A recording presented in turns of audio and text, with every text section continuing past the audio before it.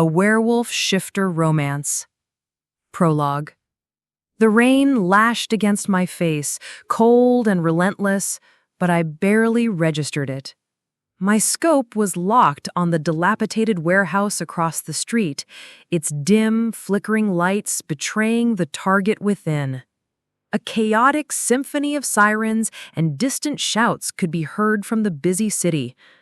My breath was a silent puff in the night air, my rifle of familiar weight in my gloved hands. I was a ghost on the rooftop, invisible, efficient, a hunter in my element. My purpose was clear: locate, tranquilize, extract. No questions, no emotions, just the mission. I always lived by Mason's words, etched there from years of rigorous training.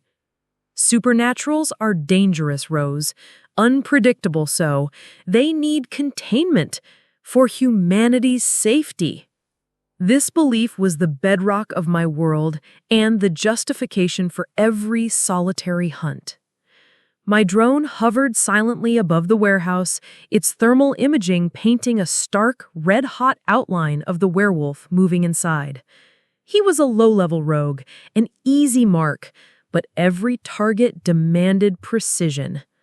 I analyzed his erratic movements, his bursts of unnatural speed, confirming the intel. He was agitated and volatile, just as Mason had always warned. I tracked his pattern, waited for the perfect window, and squeezed the trigger. The dart hissed, a nearly inaudible whisper against the storm. It struck true, a tiny, dark blur swallowed by the warehouse's shadows.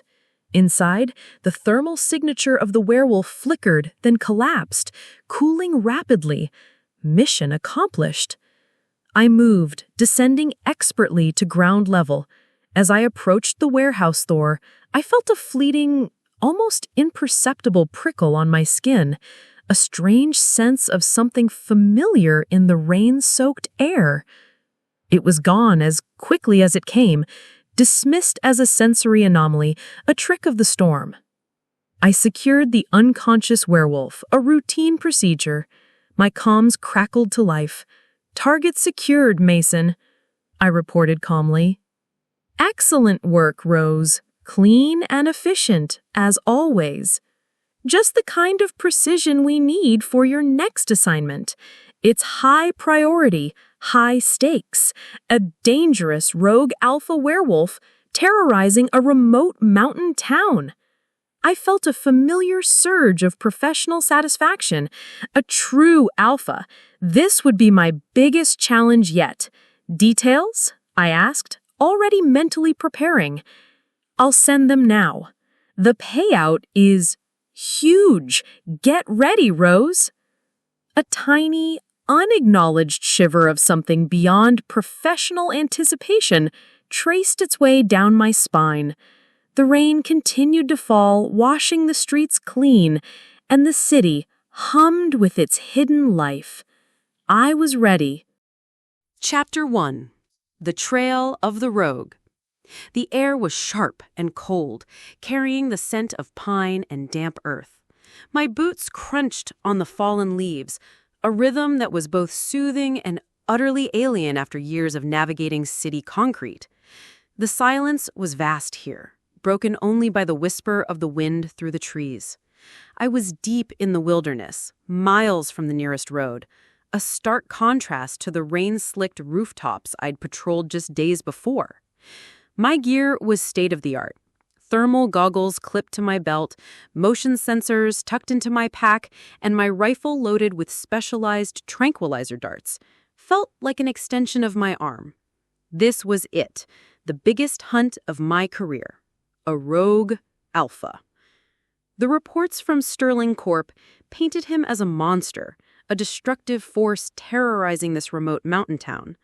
They claimed he was responsible for livestock mutilations, inexplicable disappearances, and a pervasive fear that had driven out nearly half the population. My mission was clear: capture him, alive if possible, for containment and study, or dead if necessary. I was the solution. I was the one who brought order to chaos, protector of humanity from the things that the supernaturals. Mason had ingrained that belief deep in me. Every supernatural being, especially werewolves, was inherently dangerous, a threat that needed to be neutralized. I began tracking Christian, the Alpha's given name. It felt strange to put a human name to such a savage threat. The trail wasn't obvious. No clumsy footprints or broken branches. Instead, I read the subtle language of the forest. A patch of moss disturbed just so. A faint, almost invisible scuff on a rock face. Displaced leaves that hadn't been scattered by the wind. These were the whispers of immense speed and unnatural strength. My sensors, calibrated for heightened kinetic energy, confirmed it. He was fast, dangerously fast. For 2 days, the hunt consumed me.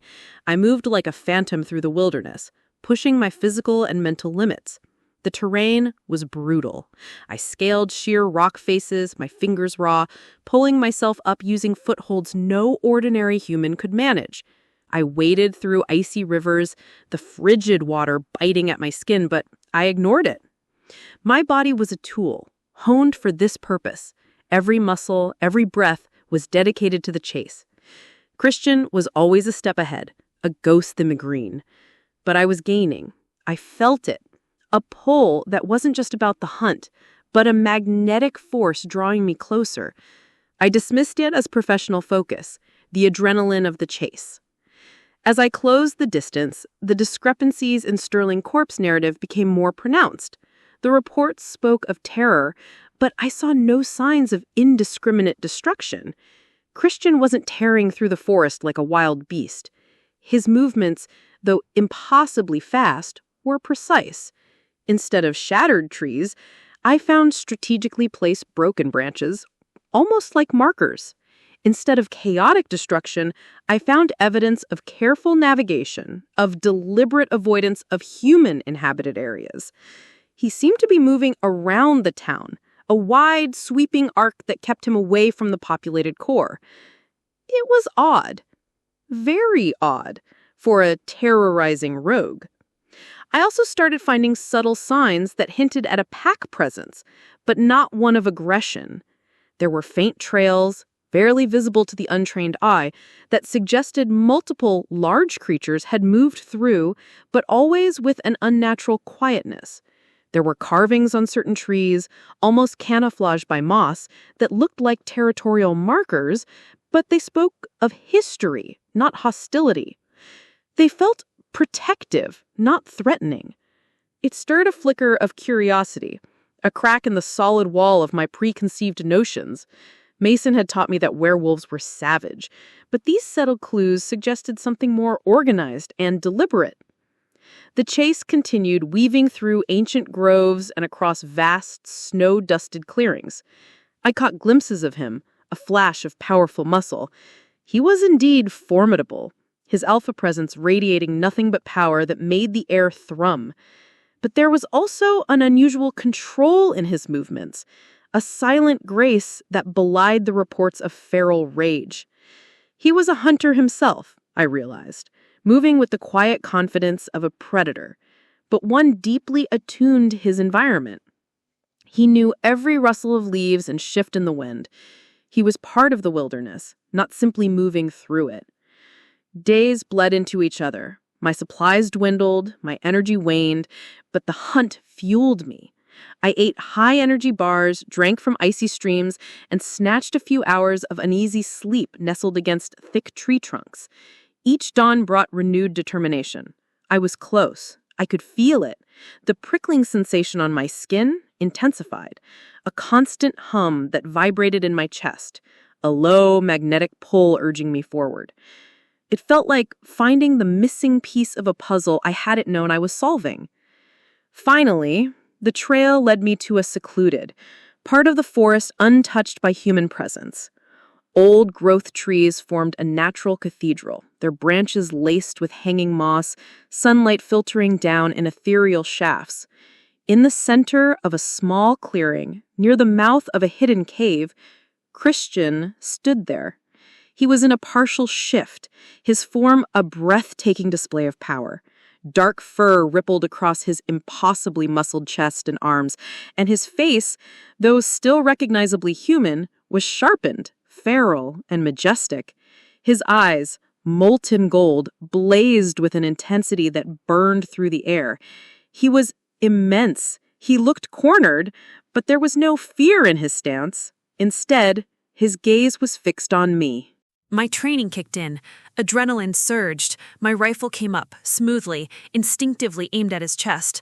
The specialized tranquilizer dart, designed for large, powerful supernaturals, would drop him in seconds. My finger found the trigger. This was it. The moment I had trained for. The alpha. My biggest capture. But then, just as my finger began to squeeze, something shifted. It wasn't a sound or a movement. It was a visceral, overwhelming surge of pure, primal connection that slammed into me. It hit me like a physical blow, stealing the breath from my lungs, making my entire body convulse. My hunter's instincts, honed over years, were suddenly drowned out, overwhelmed by an undeniable, soul-deep pull. It was a magnetic force, emanating directly from Christian, wrapping around my heart, my very being with an unseen, unbreakable chain. My hand trembled, the rifle wavering, my aim utterly destroyed. Christian, feeling the same powerful snap of the bond, let out a low, guttural growl that reverberated through the forest.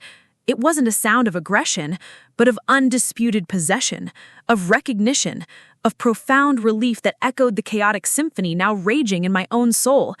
His golden eyes, blazing, locked onto mine. The power coming from him was no longer threatening, it was claiming. He shifted fully, seamlessly, his form rippling as fur receded and human skin tightened over powerful muscle. He stood naked before me, a magnificent, imposing figure. His eyes, still blazing molten gold, never left mine. He took a step towards me, then another, his movements slow, deliberate, each one pulling me deeper into the swirling vortex of the meat bond. "Mine," he declared, his voice a deep rumble that reverberated through my very bones, echoing the primal clamor within me. He didn't need to touch me. The bond had already claimed us both. It was a truth that settled deep in my core, undeniable, overwhelming. The rifle, once a steadfast extension of my will, now felt heavy, useless, foreign in my trembling hands. My mission, my code, my entire world had just been irrevocably flipped on its head. The hunter had become the hunted, but not in any way I had ever conceived.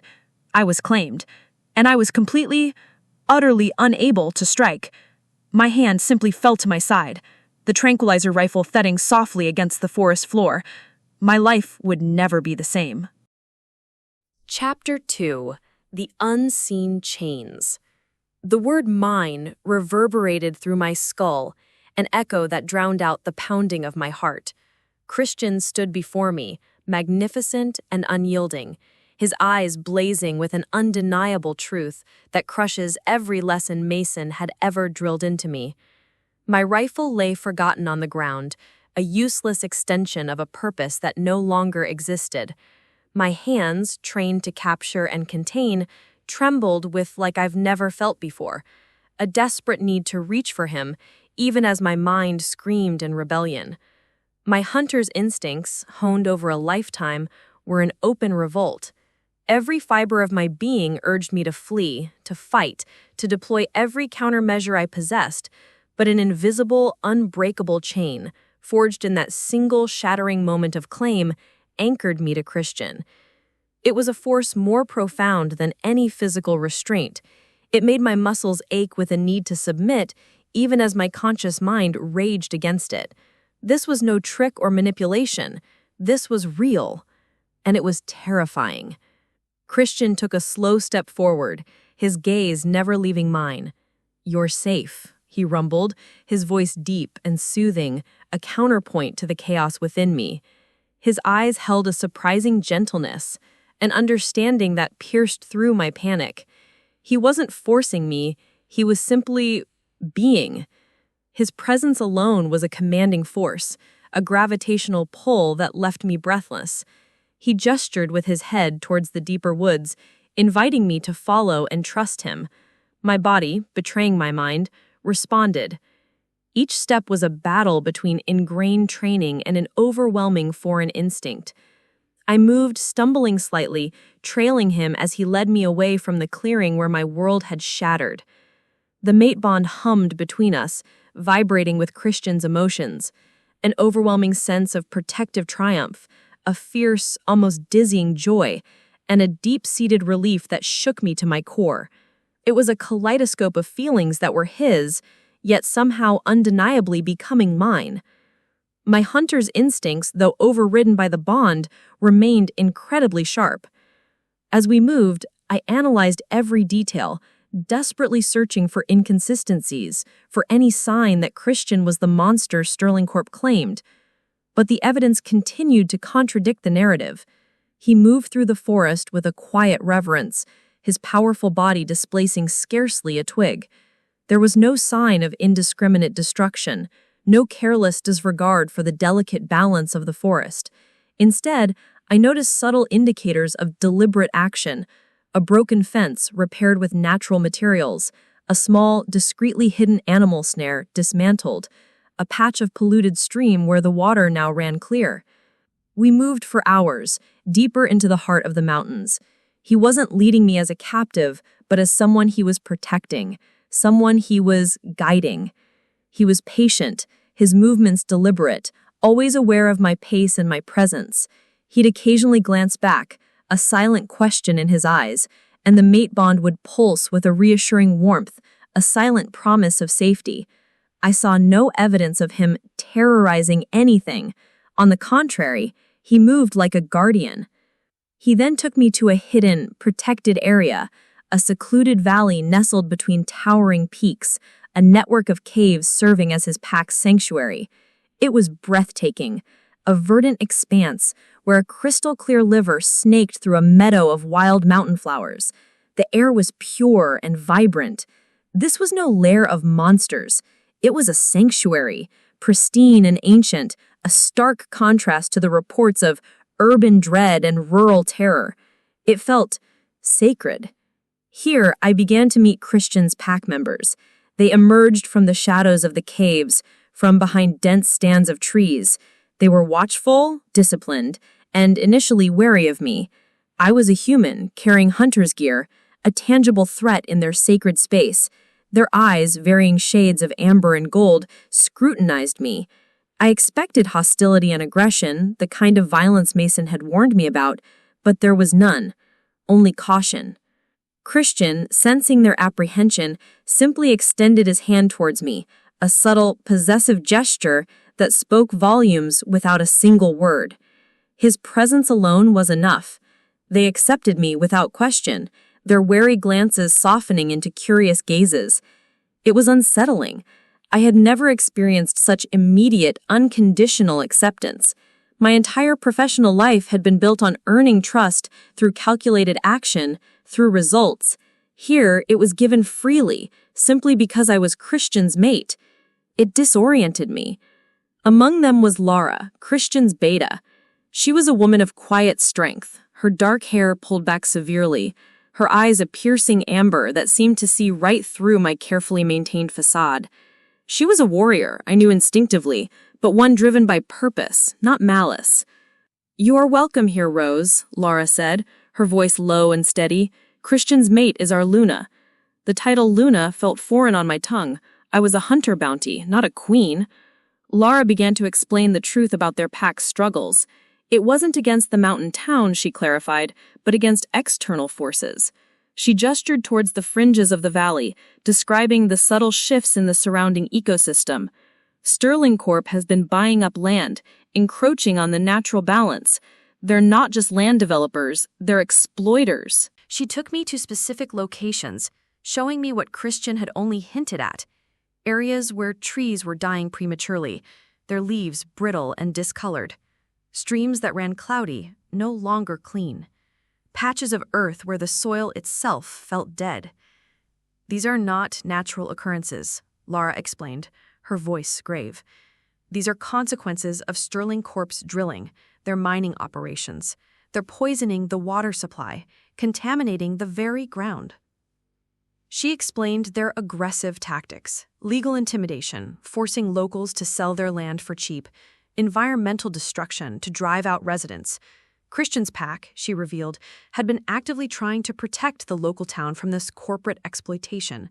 They had been discreetly diverting pollutants, subtly disrupting illegal operations under cover of night, and guiding scared wildlife away from the contaminated zones.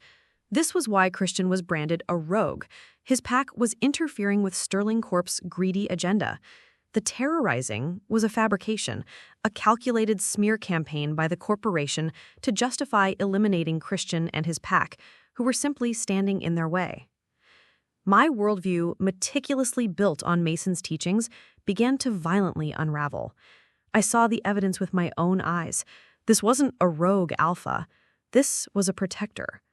My mission had been built on a foundation of lies.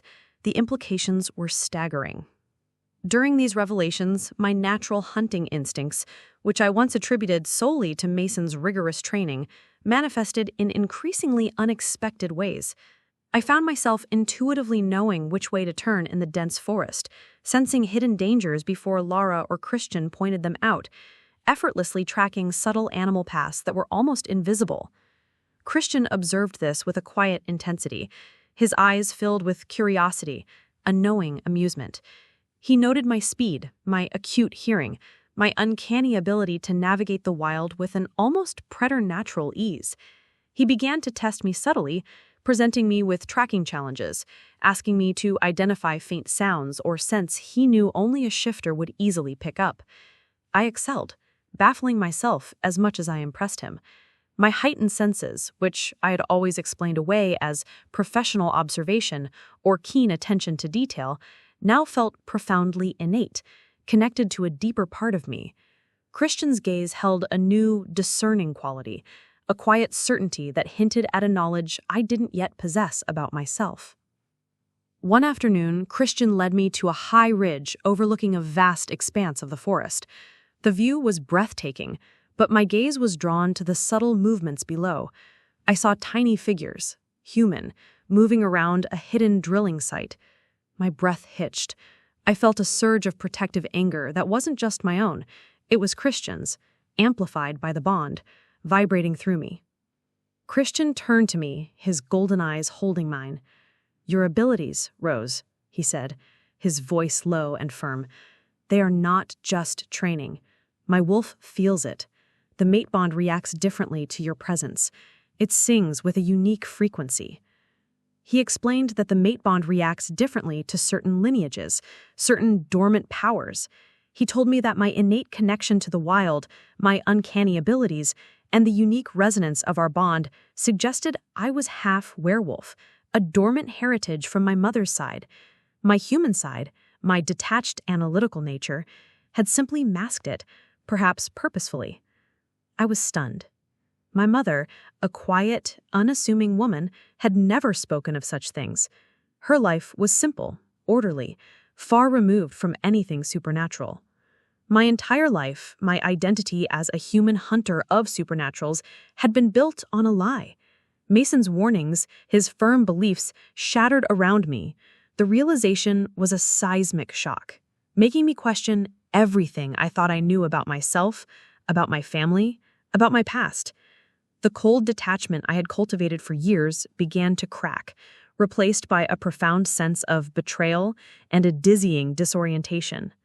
The chains of my past beliefs were breaking, replaced by the unsettling freedom of a truth I never sought.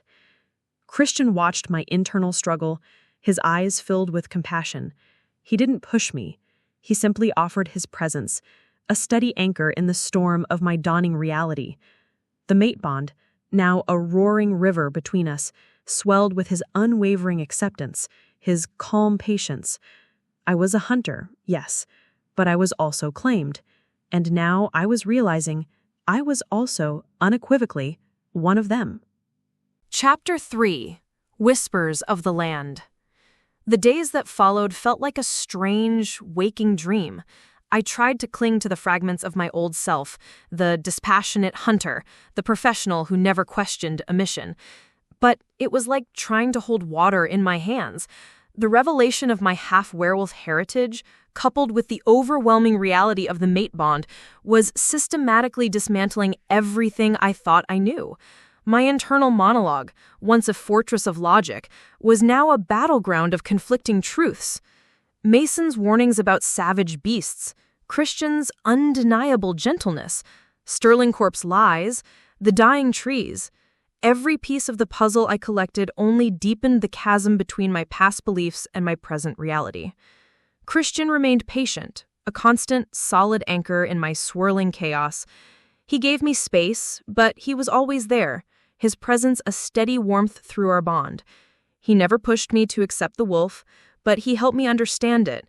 He'd explain how my heightened senses worked, how the faint sounds I'd always dismissed as forest rustles were actually the distant chattering of squirrels or the subtle shift of deer grazing. He'd teach me to identify scents I'd never truly registered before, distinguishing the sharp tang of pine from the sweet earthiness of damp moss, or the subtle nuances of his pack members' unique presences. It was like living with a filter over my senses for years, and now it was slowly being removed. He understood my inherent need for purpose, my analytical mind. He didn't confine me. Instead, he subtly drew me into pack life. He encouraged me to observe, to learn. He took me on patrols through the ancient forests, not to hunt, but to monitor the natural environment, to observe without interfering. I watched him interact with his pack members, a tight-knit community bound by loyalty and shared responsibility. They were disciplined, almost militaristic in their unity, but their actions were always rooted in protection, not aggression. They moved with a quiet efficiency, their shifts seamless, their communication flowing in an unspoken language of glances and subtle movements that I was beginning to understand. I saw no rogues, no monsters, only guardians. During these patrols, Christian began to peel back another layer of Sterling Corp's deception, revealing the true conflict his pack faced. He took me to areas of the forest where trees were dying prematurely, their leaves brittle and discolored in unnatural patterns. He showed me streams that ran cloudy, no longer pristine, and patches of earth where the soil itself felt dead, devoid of life. He said, "These aren't natural occurrences, Rose," Christian explained, his voice grave, a low rumble of anger beneath his calm. "These are the consequences of Victoria's company, Sterling Corp. Their illegal drilling, their hidden mining operations." He pointed out cleverly concealed runoff pipes, disguised by dense foliage, draining noxious chemicals into once pure waterways. He showed me discreetly buried barrels leaking pollutants into the soil. He explained that Sterling Corp wasn't just aggressively trying to acquire the surrounding land through legal intimidation.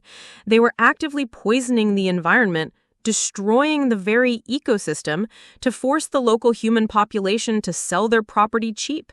It was a brutal, calculated form of corporate warfare, using environmental devastation as a weapon. Christian revealed that his pack had been actively fighting this. They spent their nights diverting pollutants, subtly disrupting illegal operations, guiding scared wildlife away from danger zones. Their efforts were silent, unseen, thankless. This was why he was branded a rogue. His pack was directly interfering with Sterling Corp's greedy agenda, standing as the only barrier between the land and its destruction. The terrorizing was a complete fabrication, a smear campaign by the corporation, manufactured to justify eliminating Christian and his pack.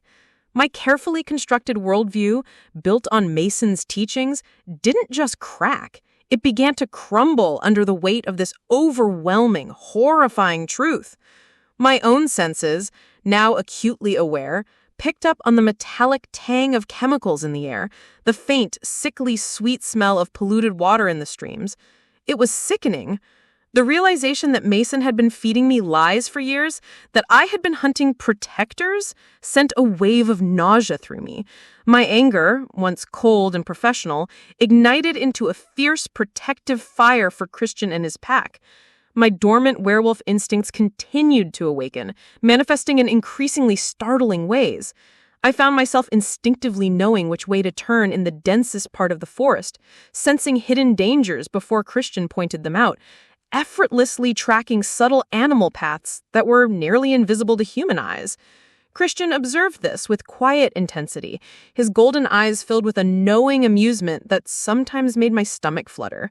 He'd note my unnatural speed when I navigated treacherous terrain, my acute hearing that picked up distant sounds of the wind, my uncanny ability to avoid unseen obstacles. He'd test me, subtly at first, then more directly. He'd drop a twig, asking me to identify the precise species of wood by scent alone. He'd whisper a distant sound, challenging me to pinpoint its origin. I excelled at these tasks, baffling myself as much as he impressed me. My heightened senses, which I had always explained away as professional observation or keen attention to detail, now felt profoundly innate, connected to a deeper part of me. Christian's gaze held a new discerning quality, a quiet certainty that hinted at a knowledge I didn't yet possess about myself. The mate bond thrummed with his pride, a warm, resonant vibration that made my chest swell. The betrayal by Mason festered within me. The rage wasn't just my own, it was Christian's, amplifying mine through the bond. I began to actively seek out details about Mason's operations, mentally reviewing every conversation, every instruction, every subtle cue. I realized how cleverly he had manipulated me, feeding me half-truths, always steering me towards rogue shifters who were in reality protectors. He had used my skills, my dedication, for a heinous purpose. The thought ignited a cold, righteous fury. My integration into Christian's pack deepened. Lara, his beta, continued to observe me with her calm, piercing gaze, but her earlier suspicion had melted into a quiet respect. She would train with me, teaching me hand-to-hand combat techniques that leveraged my human agility with my growing strength. She explained the pack's history, their ancient traditions of stewardship over the land, their long-standing conflict with corporate entities like Sterling Corp. She detailed how Williams, through proxies, had systematically bought up land, pushing out small farmers, disrupting local communities, all under the guise of development. The poisoning of the water supply was a tactic to accelerate this, making the land uninhabitable for both humans and shifters. It was a masterpiece of corporate villainy, cloaked in environmental devastation. Christian shared more of his own burdens. He spoke of the constant pressure of protecting his pack from a threat that operated in the shadows, a threat that wielded money and legal loopholes as effectively as any claw. He confessed his fear of public exposure, of driving his pack into open conflict with humans. His vulnerability, shared through the mate bond, forged an even deeper connection between us. I saw the immense weight he carried, the endless fight to preserve his people, their way of life. My respect for him deepened into a fierce, protective love. The mate bond, now fully acknowledged and embraced, began to manifest physically in more profound ways. The casual touches between us would send jolts of energy, a powerful current that hummed beneath our skin. His presence was a constant comfort, a silent assurance that I was safe, truly safe, for the first time in my life. We would spend hours in companionable silence, simply existing in each other's presence, the bond flowing between us, a conduit for unspoken emotions and understandings. I knew his thoughts, his quiet hopes, his simmering frustrations, and he knew mine. The emotional connection was overwhelming, an ocean of feelings I had never allowed myself to experience. My past had taught me to be detached, to view emotion as a weakness. But with Christian, emotion was strength, a binding force that made me feel more alive, more real than ever before. His scent of him, the raw power that emanated from him, drew me in, awakening a primal hunger I didn't know I possessed. Our physical intimacy became a natural extension of our deepening bond, a profound expression of love and trust that cemented our connection on every level. It was raw, consuming, and utterly beautiful. Yet, despite this profound intimacy, the cold fury towards Mason and Victoria remained. It was a core of ice in the fiery warmth of our bond. I knew now that my past wasn't just something to overcome, it was a weapon. My knowledge of Mason's methods, Victoria's corporate structure, the human world they operated in, these were assets Christian's pack lacked. I was no longer just the hunter. I was the alpha's mate, yes. But I was also his strategist, his eyes and ears in a world he didn't fully comprehend. I began to actively observe Christian's pack life, my skepticism slowly giving way to a dawning, undeniable truth. I sought out every piece of evidence, every interaction, desperate to reconcile the monster narrative with the compassionate, protective reality I was witnessing. I spent hours with Laura, Christian's beta, observing her graceful strength, her unwavering loyalty, her calm command. She taught me about pack dynamics, about the unspoken rules and deep bonds that governed their lives. I watched Christian in his daily interactions. He was fiercely protective, but never tyrannical. He mediated disputes with a quiet authority, ensuring fairness. He carried the weight of his pack's safety with a solemn dedication, placing their well-being above all else. I saw him quietly ensuring the well-being of the nearby human townspeople, working through subtle, unseen channels to provide assistance, to divert threats. They discreetly helped clear fallen trees after storms, ensuring roads remained open for human travel. They subtly ensured the safety of hikers who wandered too deep into their territory, guiding them back to safety without revealing their presence. I witnessed them organizing silent cleanup efforts for areas affected by Sterling Corp's pollution, working under the cover of night to mitigate the damage. He wasn't the monster Mason described. He was a guardian, a king, protecting his people. During this time, the internal war within me raged fiercely. My past, my entire identity was at stake. I struggled agonizingly between my lifelong professional training and reputation as a hunter and the overwhelming, undeniable truth of my heritage and my growing love for Christian. Mason's voice, cold and authoritative, still echoed in my mind, telling me that supernaturals were dangerous, that I was meant to control them, but Christian's presence, the quiet strength of his pack, and the profound resonance of our mate bond whispered a different truth. My conscience, long suppressed for the sake of a mission, now screamed. I felt a crushing guilt for every rogue I had hunted, every supernatural I had captured, every mission I had completed based on Mason's insidious lies. The thought of nearly hunting down Christian, my fated mate, my own kind, twisted my gut. This internal conflict was agonizing, causing me sleepless nights and a deep emotional turmoil that Christian sensed through the bond. He'd wake to my restless tossing, his strong arms gently pulling me close, his presence a silent comfort that soothed the storm within me. He knew the depths of my struggle, and his unwavering acceptance was my only anchor. The mate bond between Christian and me intensified rapidly, becoming a powerful current of shared emotions, thoughts, and even fragmented senses. I felt his joy, his anger, his burdens, his love, all surging through me, becoming my own. I began to feel Christian's wolf form deep within me, a primal resonance that both frightened and exhilarated me. It was a raw, untamed power, yet with him, it felt safe. I instinctively understood Christian's unspoken commands, anticipating his needs and reacting to his subtle cues before he even voiced them. Our connection was no longer just a hum. It was a profound, undeniable link between our very souls. This profound connection made our physical relationship with Christian become an unavoidable, natural extension of our bond.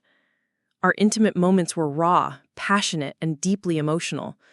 They were not merely physical acts, but a merging of souls, solidifying our connection on every level. With each touch, each kiss, each shared breath, the mate bond intensified, breaking down the last of my emotional barriers. I began to feel a deep, possessive love for Christian, a primal instinct I never knew existed within me, a fiery surge that shocked me with its intensity. I craved his presence, his touch, his warmth, with an urgency that transcended logic. My body responded to his with a ferocity that startled even myself, a testament to the awakening wolf within. During this period of intense personal transformation, I made the decision to directly confront Mason. My comms, which Christian had discreetly returned to me, were my only link to my past.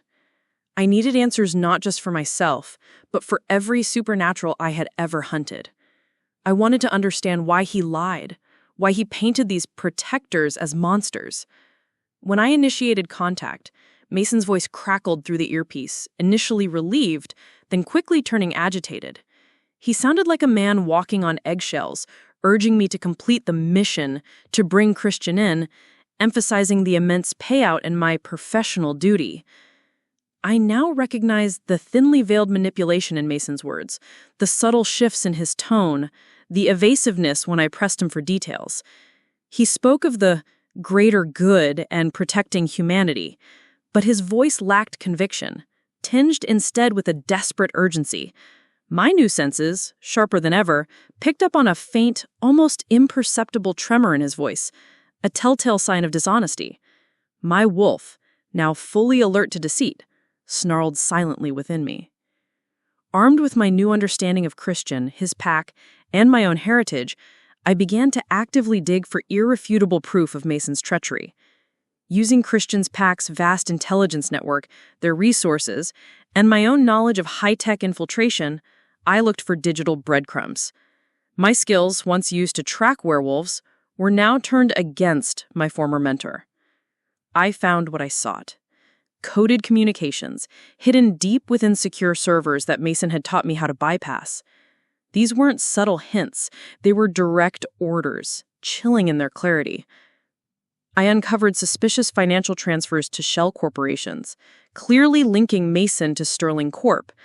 I found records of him systematically feeding me false targets for years, orchestrating my missions to eliminate specific, supernatural threats who were in reality protectors of the land, key figures in their communities, or obstacles to Victoria's expansion.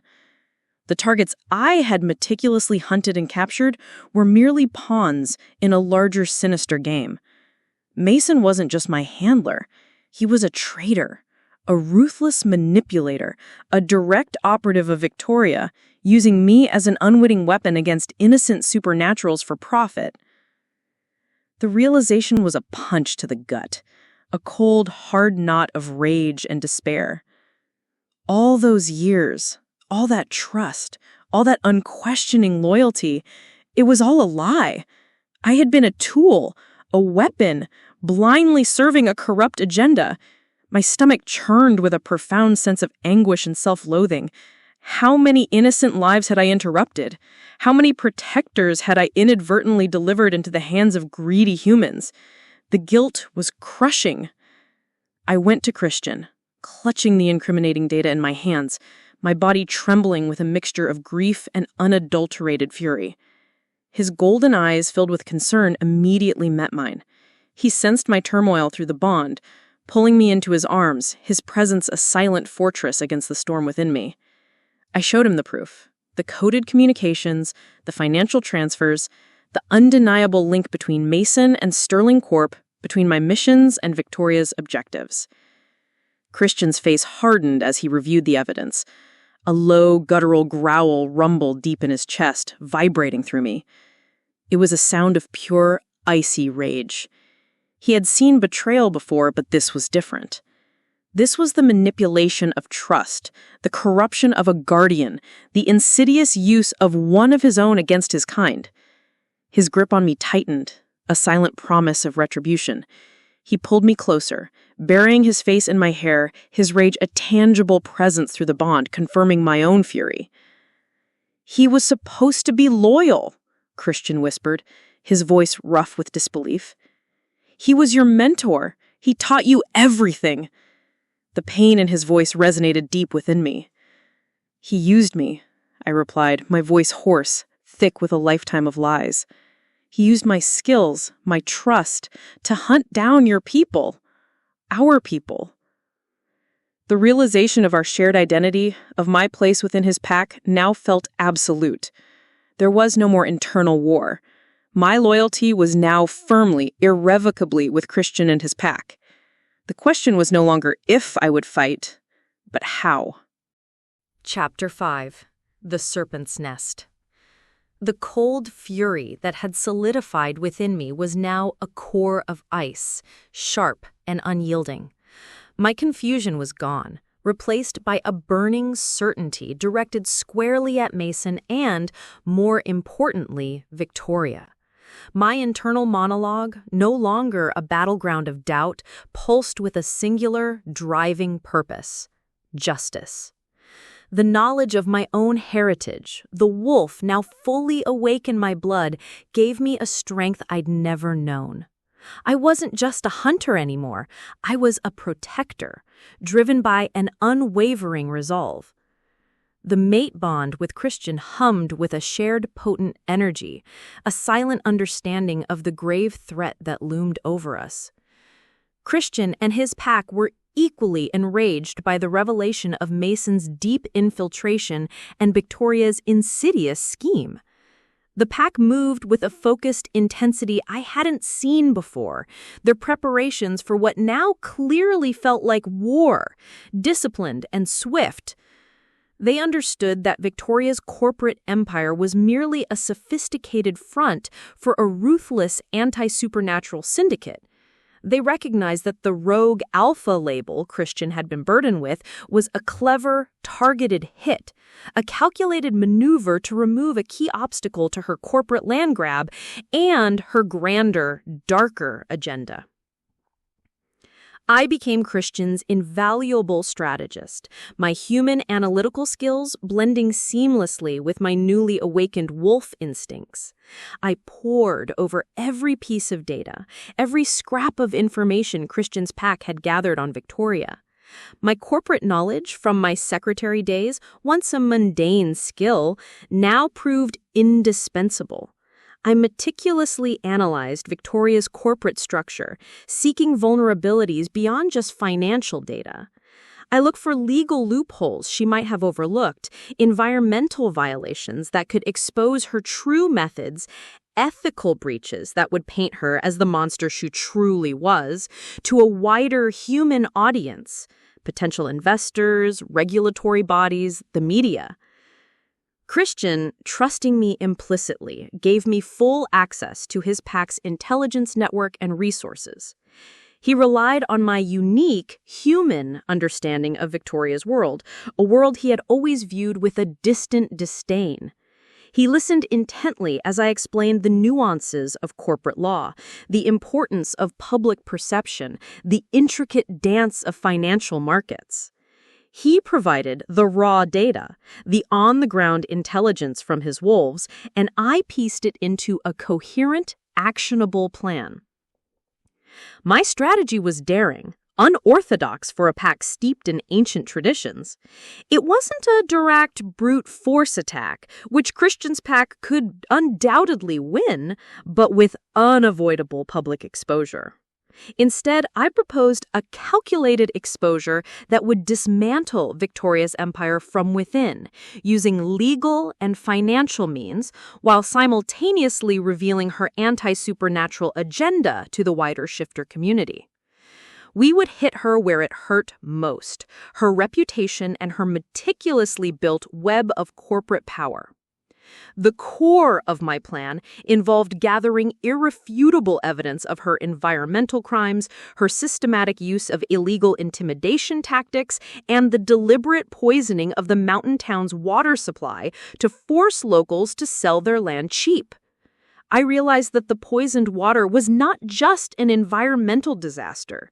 It was a weapon against the werewolves. I discovered through old geological surveys and recent water samples, coupled with Christian's intuitive knowledge of hidden springs, that Victoria's company had been systematically introducing a compound that was harmless to humans in small doses, but slowly toxic to werewolves. It didn't kill immediately, but it weakened their shifting abilities, caused disorientation, induced a subtle irritability, slowly eroding their control. This, I now understood, was how they fostered the terror narrative, a chemically induced loss of control, making the werewolves appear feral, justifying their elimination. This revelation added a chilling layer of personal threat to every gulp of mountain water. Alongside Christian and his beta, Lara, we embarked on a high-stakes reconnaissance mission into a heavily guarded Sterling Corp facility. This wasn't just a research trip, it was a deep infiltration. The facility was ostensibly a mineral extraction research lab, but was in fact a front for testing the werewolf-specific toxin and developing advanced anti-shifter weaponry. We moved under the cloak of a moonless night, the air thick with tension. My enhanced senses, now fully integrated with my human mind, guided us. I felt the subtle hum of hidden cameras, the shift in air currents that indicated laser tripwires, the faint metallic tang of security systems. My stealth and tracking abilities, honed by years of training, were amplified by my newly awakened wolf instincts. The tension was palpable as we navigated through a labyrinth of concrete corridors and humming machinery. The facility was guarded not just by corporate security, but by heavily armed human mercenaries, Victoria's private army, trained, ruthless, and highly dangerous. We moved like shadows, using every skill I possessed, bypassing security panels Christian couldn't touch, navigating blueprints only I could decipher, my movements fluid and silent.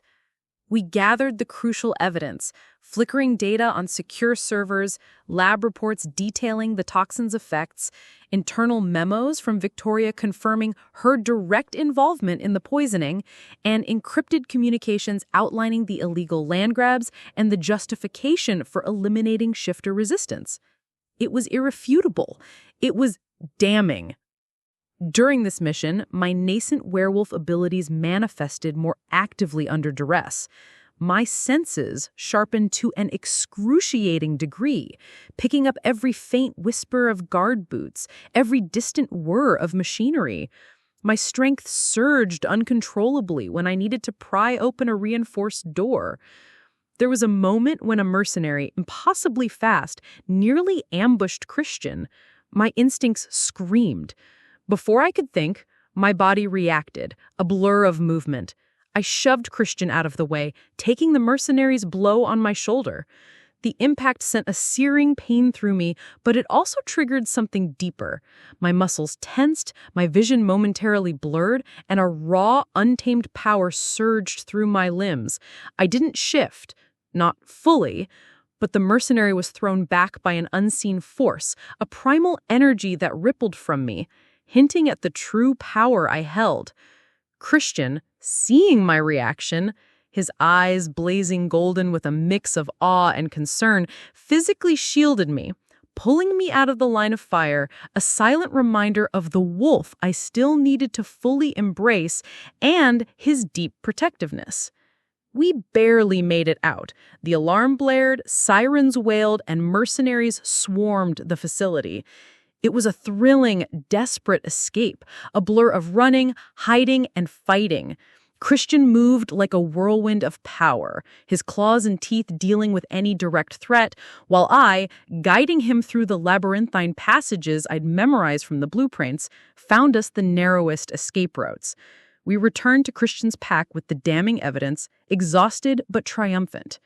The pack was enraged, their collective fury a palpable force. The evidence was overwhelming, clearly showing Victoria's long-term pattern of deception and her deliberate targeting of supernaturals. As Christian and I meticulously organized the evidence, a chilling message appeared on a secure tablet. It wasn't a direct threat, but a declaration. Victoria, having realized her operation had been compromised, sent a final, chilling message. It was delivered through a secure channel, one that only high-level operatives like me and Mason would recognize. Her face, cold and unyielding, filled the screen. She spoke not in threats, but in promises. She knew I had betrayed her and sided with Christian. She revealed that she had been using Mason to set a final trap, a quote-unquote rescue team was already on its way, ostensibly to save me from the rogue alpha, but their true mission was to capture both Christian and me.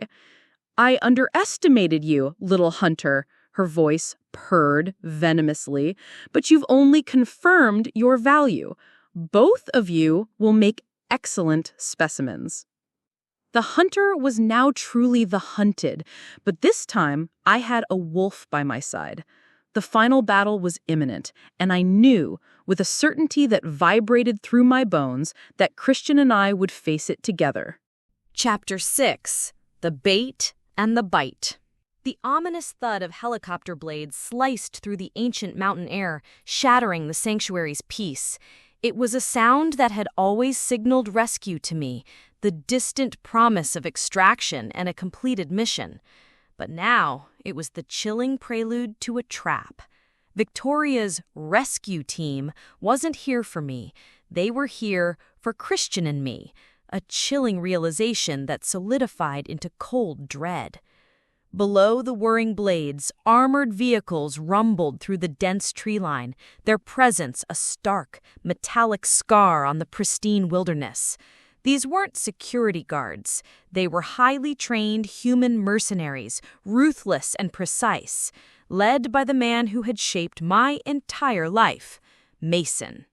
"They're here," Christian's voice, low and grim, rumbled beside me.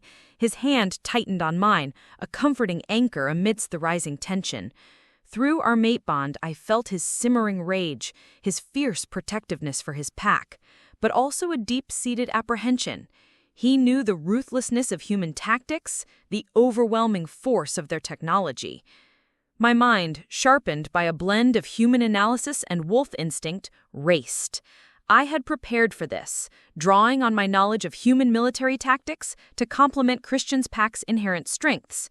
We had laid traps around the perimeter, not crude snares, but camouflaged sensor arrays designed to trip alarms and funnel the invaders into kill zones. Pack members, sleek and powerful in their shifted forms, moved silently through the forest, taking up strategic vantage points. This wasn't just a defense, it was a calculated ambush designed to turn the hunters into the hunted. A voice, distorted by a loudspeaker, boomed through the valley. It was Mason. "Rose, this is Mason. Come home." "He's a monster, Rose. He's brainwashed you. Don't let him turn you into one of them." His words were designed to sow doubt, to break my resolve, to stir fear within Christian's pack. But his pleas rang hollow, a desperate, manipulative tactic I now recognized for what it was. My wolf snarled silently within me, rejecting the lies. "He's trying to get you to break cover," I whispered to Christian, my gaze fixed on the advancing lines of mercenaries. "He wants to create a diversion." The battle erupted with brutal efficiency. The mercenaries, led by Mason's precise commands, attempted to breach the pack's defenses. Lasers cut through the air, silenced gunfire punctuated the thud of boots, and the growls of Christian's wolves mangled with the shouted commands of the human soldiers. It was chaos, but a controlled chaos, orchestrated by Christian and me. I watched Mason direct his teams, a phantom pain in my chest. He was methodical, cold, using every trick he had taught me against my mate and my pack. He moved with a chilling familiarity, expertly navigating the terrain, anticipating traps, directing his men with lethal precision. It was surreal to see my training weaponized against me, against everything I now held dear.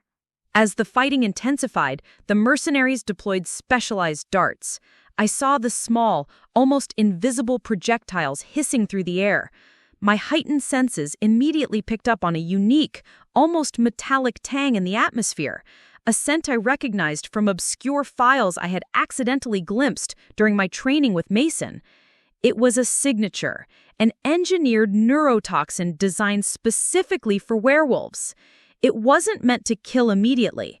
It was designed to slowly turn werewolves feral, eroding their control, drowning their minds in a tide of primal rage, twisting them into the very monsters Victoria claimed they were.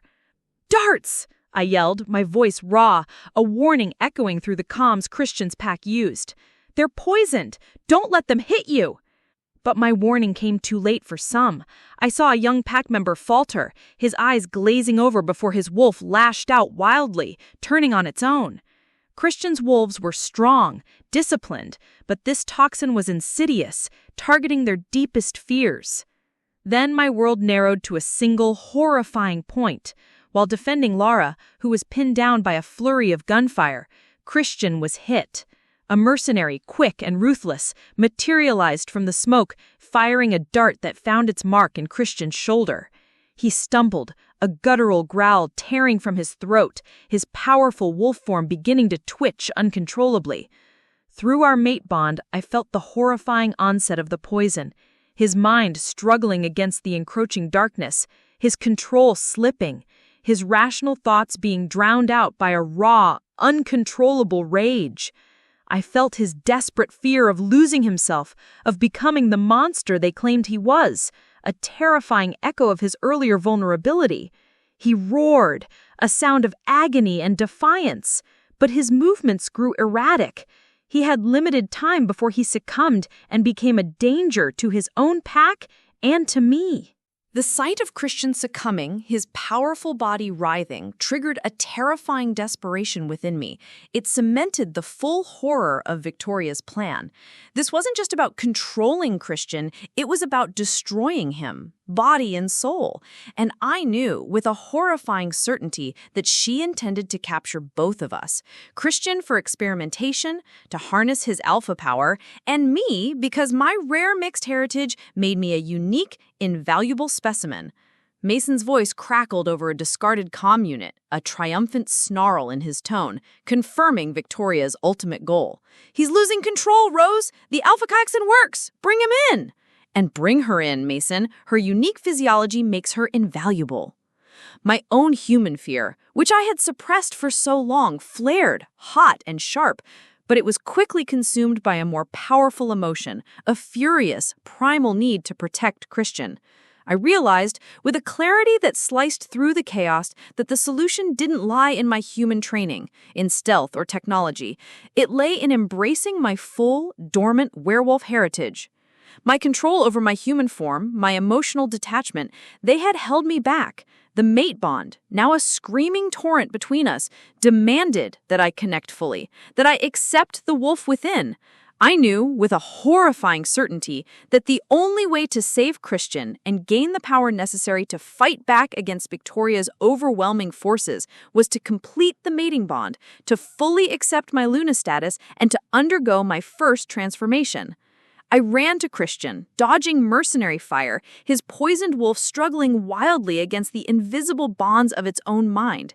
He was on his knees, panting, a broken roar tearing from his throat. His golden eyes, clouded with venom, still found mine, a desperate plea for help, for recognition. "Christian!" I screamed, my voice raw with desperation. I reached for him, ignoring the danger, ignoring the battle raging around us. My hands, trembling but resolute, cupped his face. The connection that flowed between us through the mate bond was raw, agonizing, overwhelming.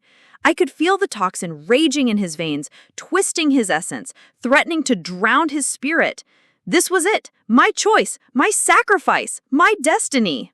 I closed my eyes, focusing all my will, all my love, all my desperate need to save him into the bond.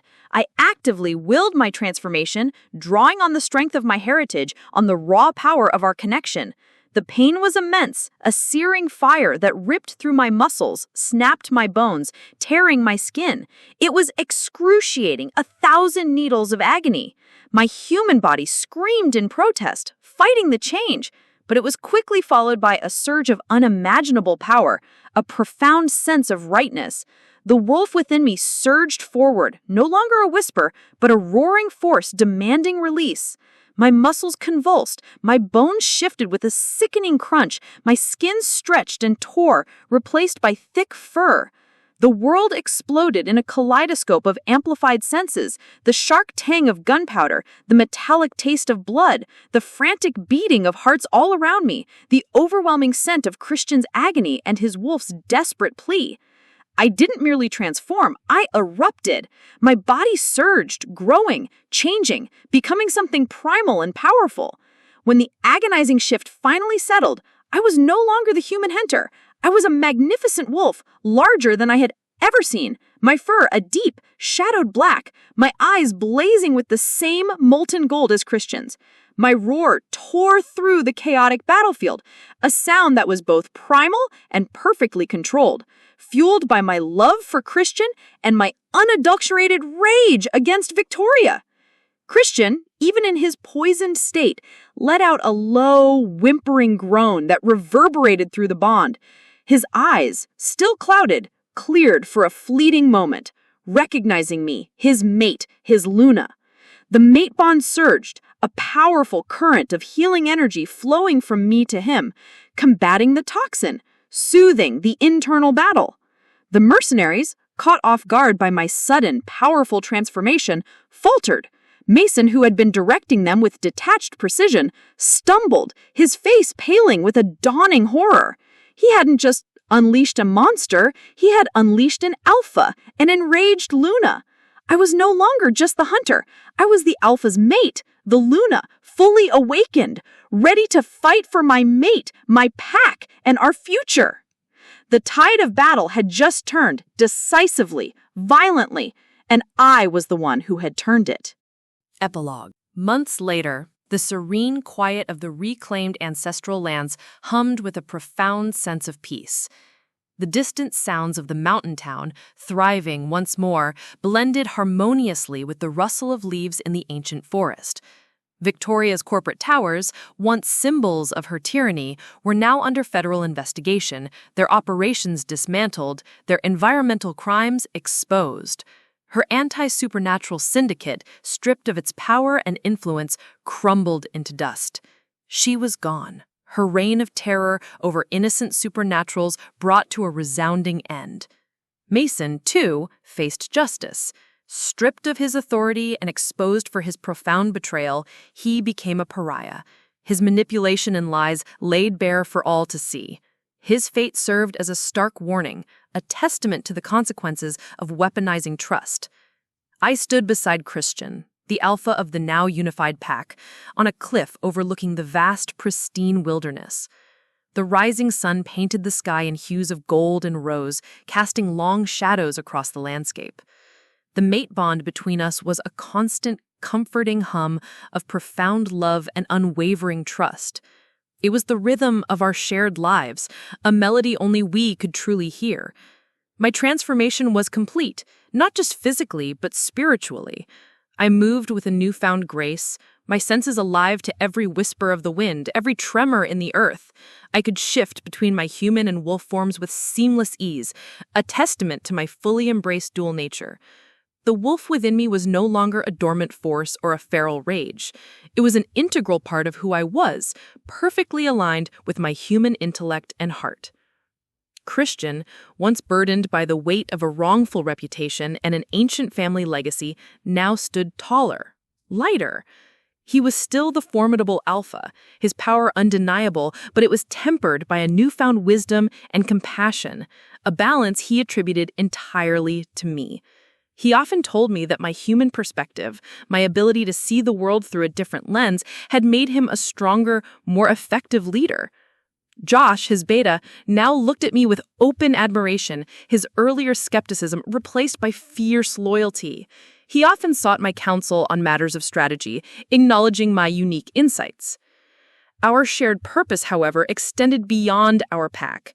From the ashes of Victoria's exposed empire, Christian and I established a supernatural protection agency. Operating in the shadows, it was a covert network, disguised as a legal and environmental nonprofit, but its true mission was to hunt real threats, not innocent shifters, but those who sought to exploit or harm either the human or supernatural worlds. It was an organization dedicated to justice, protecting both human and supernatural beings from persecution and manipulation. We became guardians, ensuring the balance was maintained, that no one suffered the lies and betrayals I had endured.